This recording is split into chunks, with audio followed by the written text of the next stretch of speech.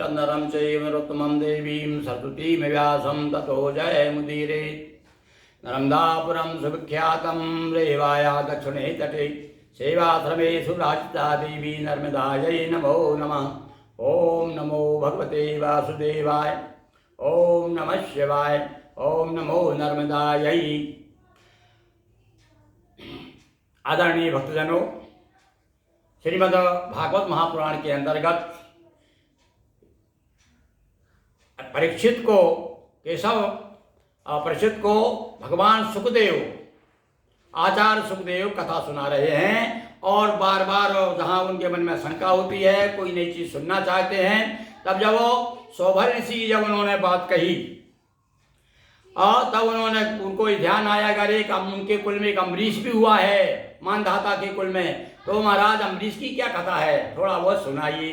तब सुखदेव जी कह अरे भैया अम्बरीश का तो बड़ा प्रसिद्ध चरित्र है, बड़ा सुंदर चरित्र है, एकादशी का व्रत करने वाले राजा अम्बरीश की कथा सुनिए।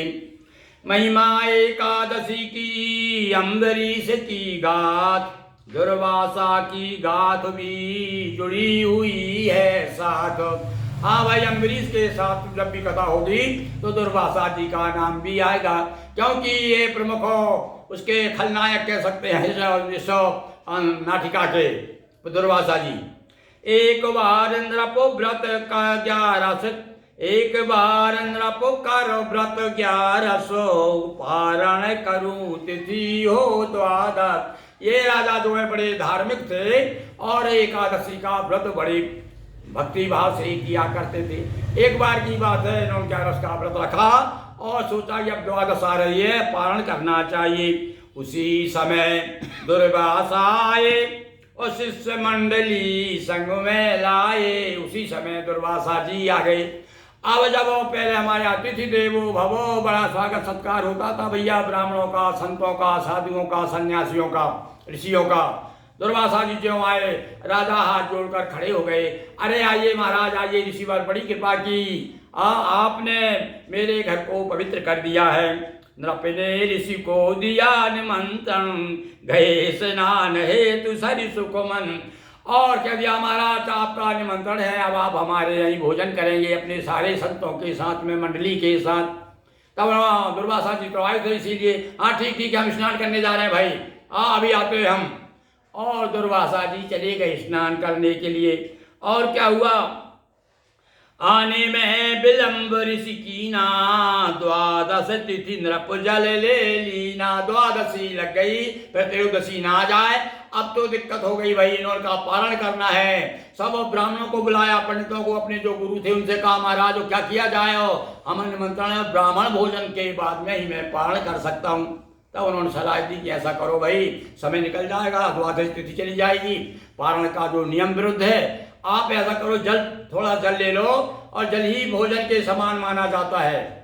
तो सब ऋषियों की, दूसरे पंडितों की बात मान करके अम्बरीश जी ने जल का पान कर लिया। अब इधर दुर्वासा जी आए, आकर के उन्होंने देखा, पता चला गया उनको, अरे आपने पान कर लिया, हमको निमंत्रण दे करके ब्राह्मणों का अपमान है। आज भी भैया जहाँ कहीं ब्राह्मणों का भोजन होता है तो पहले ब्राह्मण का भोजन होता है, उसके बाद में अन्य समाज को भोजन कराया जाता है। ये परंपरा है हमारे यहाँ की, क्योंकि ये विशेष रूप से जो तपस्वी है, जो ब्रह्म से जुड़े हुए हैं, उनका सम्मान करना गृहस्थ आश्रम में बड़ा ही विशेष माना जाता है।